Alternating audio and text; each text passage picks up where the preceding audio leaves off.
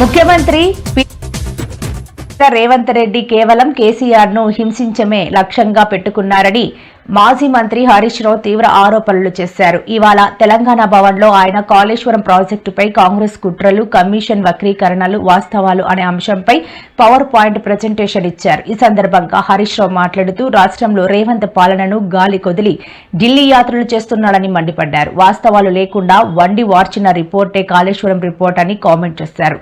ప్రభుత్వం నుంచి ఏ పనులు చేపట్టినా బిల్లు పాస్ కావాలంటే మంత్రులకు 10 నుంచి 12% కమిషన్లు ముట్ట చెప్పాల్సిన దుస్థితి వచ్చిందని పేర్కొన్నారు. రెడ్డి రాగానే నారాయణపేట కొడంగల్ లిఫ్ట్ కొబ్బరికాయ కొట్టిండా? ఏ కేబినెట్ అప్రూవల్ ఉందని కొట్టినావు నాయన నువ్వు? ఏ డిపిఆర్ ఉందని కొట్టినావు నాయన నువ్వు?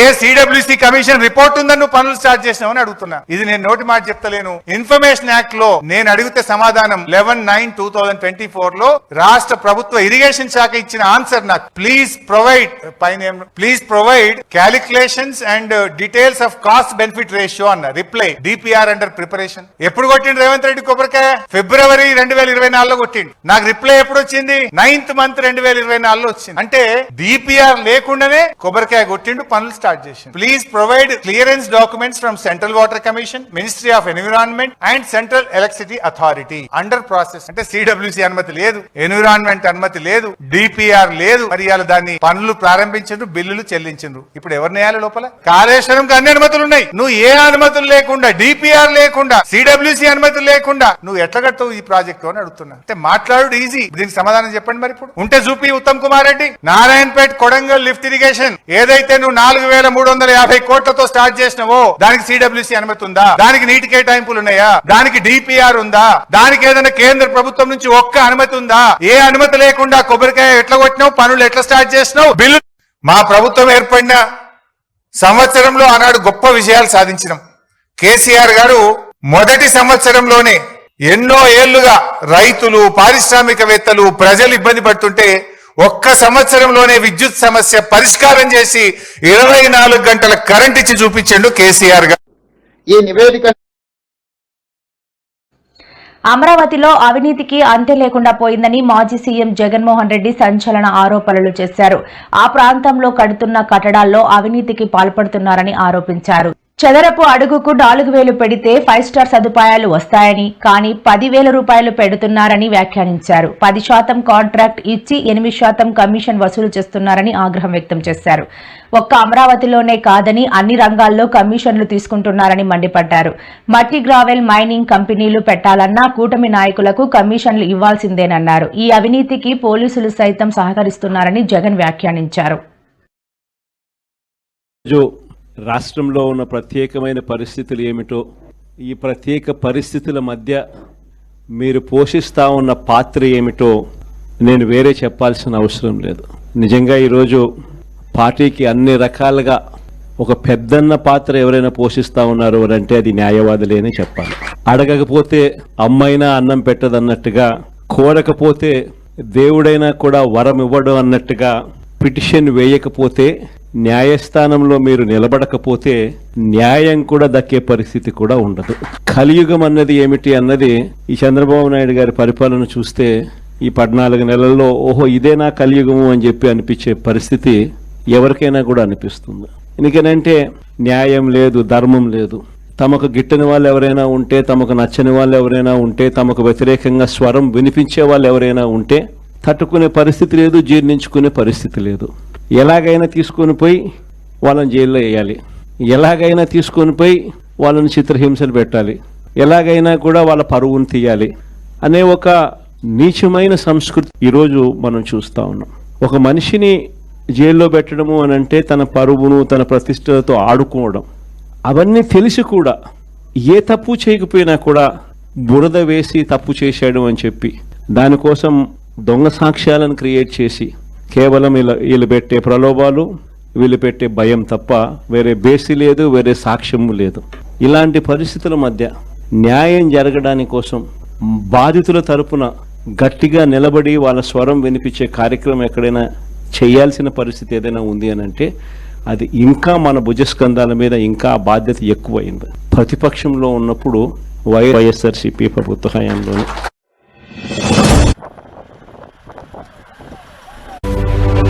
ఈ జగన్ 2లో మాత్రం ఖచ్చితంగా ఎవరైతే పార్టీ కోసం చేసినారో ఈసారి ప్రతి ఒక్కరిని కూడా మర్చిపోకూడదు, డేటాబేస్ క్రియేట్ చేయండి అని చెప్తాను. ఈ డేటాబేస్ ఆధారంగానే రేపొద్దున ప్రతి ఒక్కరికి కూడా గుర్తింపు అనేది ఉంటుందనేది ఈ సందర్భంగా ఖచ్చితంగా తెలియజేస్తాను.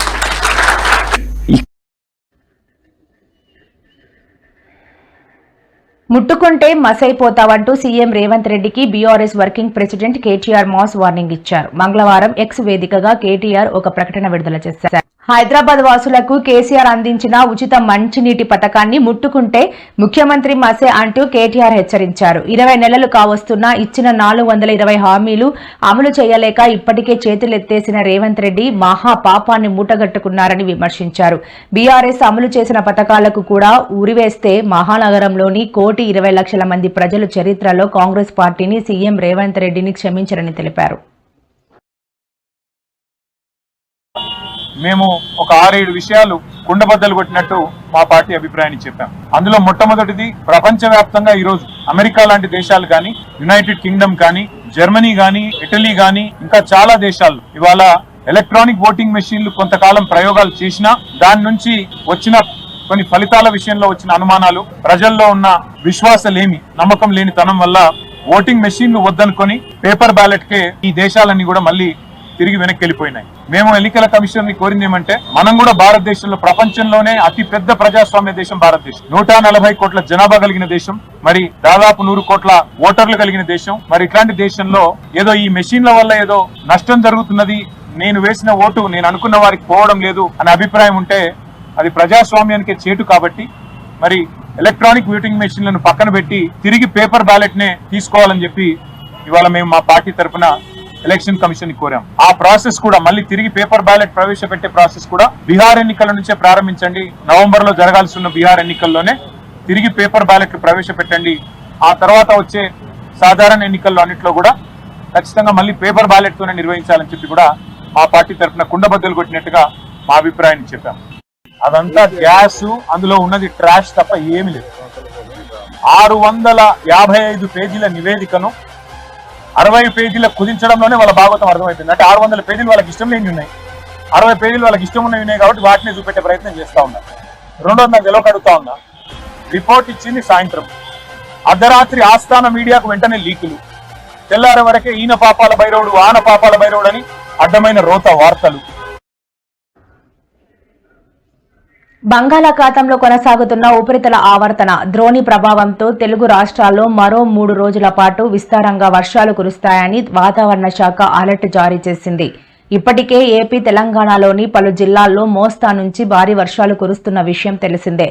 ఈ రోజు కూడా నగరంలో పాటు ఇతర జిల్లాల్లో కూడా మోస్తరు నుంచి భారీ వర్షాలు కురవనున్నట్లు అంచనా వేసిన వాతావరణ శాఖ రాష్ట్రం మొత్తానికి ఎల్లో అలర్ట్ జారీ చేసింది. ద్రోణి ప్రభావం పెరిగితే ఆరెంజ్ అలర్ట్ కూడా జారీ అయ్యే అవకాశం ఉన్నట్లు తెలుస్తోంది. 3 రోజుల పాటు విస్తారంగా వర్షాలు కురవనున్నాయి.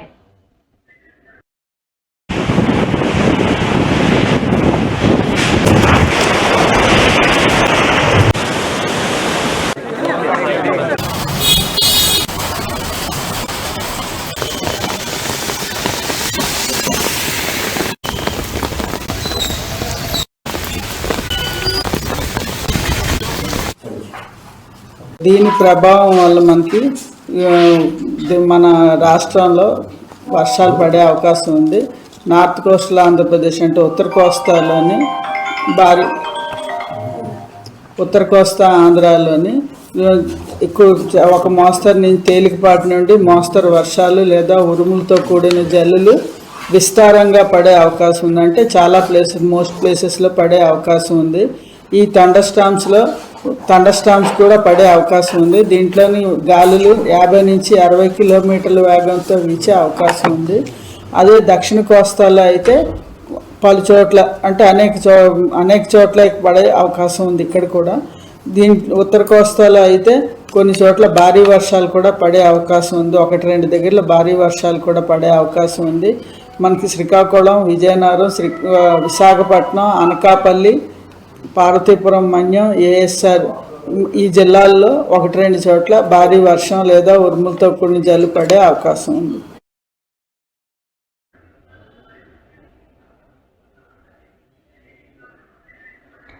తాము 72 గంటల దీక్షకు అనుమతి కోరితే ప్రభుత్వం 4 రోజుల పాటు దీక్షను వాయిదా వేయాలని హైకోర్టుకు సూచించిందని తెలంగాణ జాగృతి క్రమశిక్షణ గల సంస్థ అని కోర్టు ఆదేశాలను గౌరవిస్తూ నిరాహార దీక్షను విరమిస్తున్నానని తెలంగాణ జాగృతి అధ్యక్షురాలు బీఆర్ఎస్ ఎమ్మెల్సీ కల్వకుంట్ల కవిత ప్రకటించారు. ఢిల్లీలో కాంగ్రెస్ టైంపాస్ ధర్నాలు చేస్తున్నదని వాటితో సాధించేది ఏమీ లేదన్నారు. ప్రభుత్వంలో ఉన్నవాళ్లు రాష్ట్రపతి వద్దకు వెళ్లి ఒత్తిడి తేవాలని డిమాండ్ చేశారు. ఆర్డినెన్స్ ను తొక్కిపెట్టిన గవర్నర్ పై సుప్రీంకోర్టులో కేసు వేయాలన్నారు. ఢిల్లీలో టైంపాస్ ధర్నాలు చేస్తే తెలంగాణ బీసీ బిడ్డలు ఊరుకోరని హెచ్చరించారు.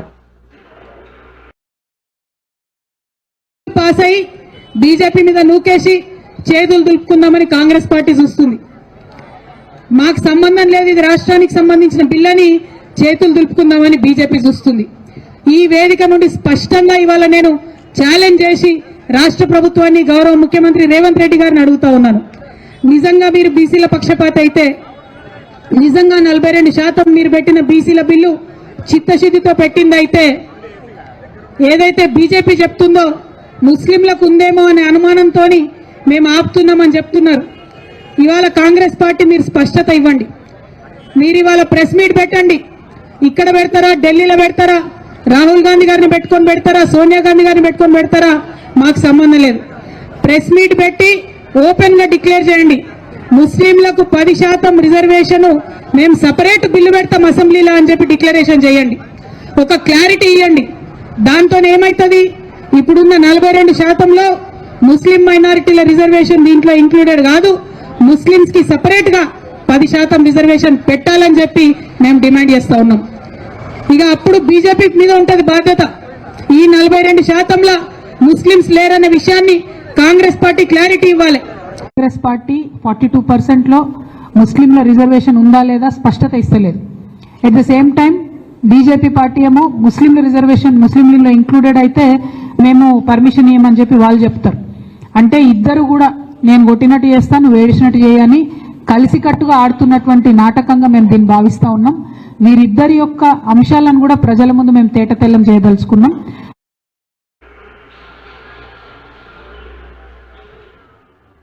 గత కొన్ని రోజులుగా రాష్ట్రంలో భారీ వర్షాలు కురుస్తున్నాయి. దీంతో సీజనల్ వ్యాధులు కూడా విపరీతంగా ప్రబలుతున్నాయి. ముఖ్యంగా వానాకాలంలో డెంగ్యూ కేసుల సంఖ్య పెరిగే ప్రమాదం ఉందని వైద్యులు హెచ్చరిస్తున్నారు. ఇప్పటికే పలు ప్రాంతాల్లో డెంగ్యూ అనుమానిత లక్షణాలతో ప్రజలు ప్రభుత్వ, ప్రైవేట్ ఆసుపత్రుల్లో చికిత్స పొందుతున్నారు. తాజాగా బాపట్ల జిల్లా నగరం మండలంలోని ఈదుపల్లి గ్రామంలో డెంగ్యూ అనుమానిత లక్షణాలతో తుమ్మల సుబ్బారావు, మహాలక్ష్మి అనే దంపతులు మృతి చెందారు. ఈ ఘటనతో గ్రామంలో తీవ్ర భయాందోళనలు నెలకొన్నాయి. అధికారులు అప్రమత్తమయ్యారు. ఆరోగ్య శాఖ అధికారులు గ్రామంలో పర్యటించి డెంగ్యూపై అవగాహన చర్యలు చేపట్టారు.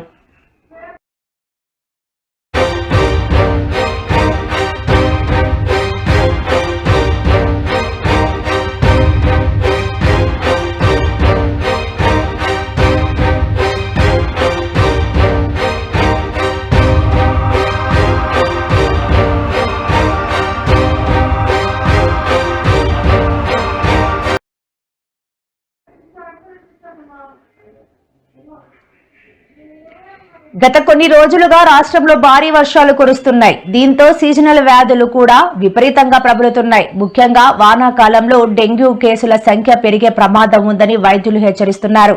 ఇప్పటికే పలు ప్రాంతాల్లో డెంగ్యూ అనుమానిత లక్షణాలతో ప్రజలు ప్రభుత్వ, ప్రైవేట్ ఆసుపత్రుల్లో చికిత్స పొందుతున్నారు.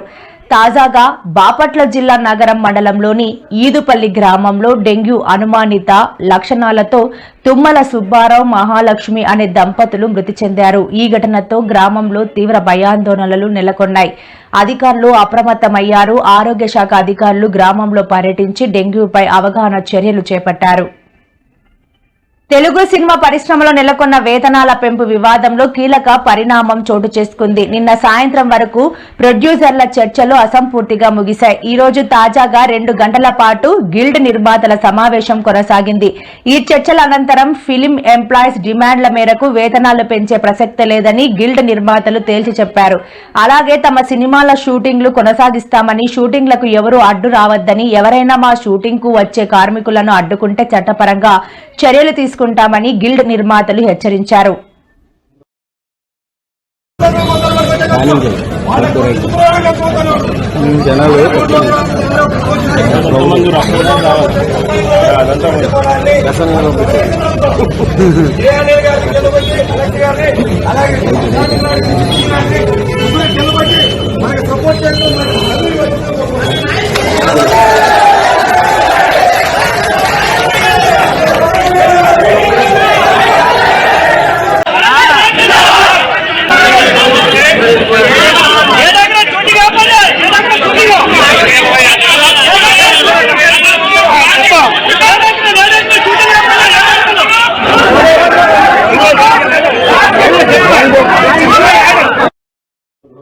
ఆంధ్రప్రదేశ్ అధికార పార్టీ ఎమ్మెల్యేకు సంబంధించిన ఓ వీడియో సోషల్ మీడియాలో వైరల్ అయిన విషయం తెలిసిందే. ఆ వీడియోలో ఎమ్మెల్యే నజీర్ ఓ మహిళతో వీడియో కాల్లో అసభ్యంగా ప్రవర్తించినట్లు కనిపించింది. తన ఫోన్ ఎవరో దుండగులు ఫోన్ ను హ్యాక్ చేసి రైల్లో వెళ్లేటప్పుడు తీసుకున్న వీడియోను మార్ఫ్ చేశారని ఆమె ఆరోపించారు.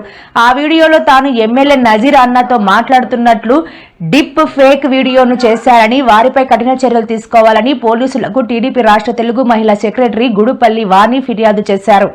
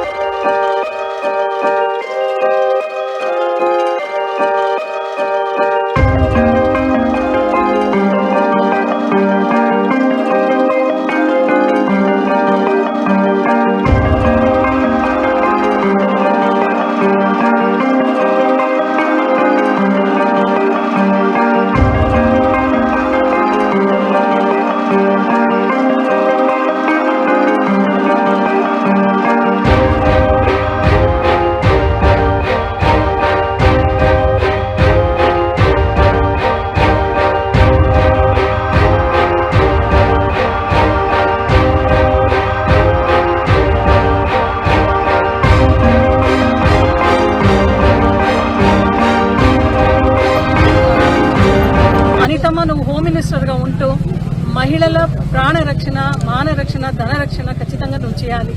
అది తప్ప నువ్వు అన్నీ మాట్లాడుతుంటావు. ఎప్పుడు జగన్మోహన్ రెడ్డి గారి గురించి మాట్లాడితే ఒక మాట మాట్లాడతావు, మానవీయత లేదా, మానవీయత ఉందా అని అడుగుతారు కదా. నీకు అసలు మానవీయత ఉందా తల్లి? ఎందుకంటే ఈరోజు ఎమ్మెల్యేలే, టీడీపీ ఎమ్మెల్యేలే మహిళల పైన ఇట్లా అసభ్యంగా ప్రవర్తన చేస్తున్నారు కదా. అసలు దాని గురించి ఎందుకు ఎక్కడ మాట్లాడడం లేదు? ఒక పేపర్ స్టేట్మెంట్ కూడా లేదు, ఎక్కడ కూడా ఒక ఖండన లేదు. అంటే మీ పార్టీ వాళ్ళు, మీ నాయకులు, మీ ఎమ్మెల్యేలు ఎవరైనా మహిళల పైన ఇట్లా దౌర్జన్యము, దోపిడీ కానీ అత్యాచారం చేస్తే అది టిక్కు కొడుతున్నావు. అదే వేరే వాళ్ళు చేస్తే నువ్వు ఫోర్ ఫ్రంట్ లో వచ్చేసి జగన్మోహన్ రెడ్డి గారు ఏం తప్పు చేయలేదు, కేవలం విమర్శం చేయాలనే ఒక కారణంతో ఈ రోజు నువ్వు విమర్శించేసేది ఒక పని కట్టుకుని చేస్తున్నావు కదా అనిత గారు. ఇది కరెక్ట్ కాదు. దయచేసి మీరు నజీర్ గారు ఎవరైతే నిన్న ఇంత మిస్బిహేవ్ చేశాడో వాళ్ళని వెంటనే మీరు యాక్షన్ తీసుకోవాలి. ఎందుకంటే యావత్ మహిళా లోకం కూడా ఈ రోజు ఖండిస్తున్నారు, అందరూ కూడా మండిపడుతున్నారు. గతంలో జగన్మోహన్ రెడ్డి గారు అయితే మహిళలకు ప్రతి ఒక్క దానిలో కూడా రిజర్వేషన్ పెట్టి, ప్రవేశం పెట్టి నడిపించిన కార్యక్రమం జగన్మోహన్ రెడ్డి గారు చేసినారు.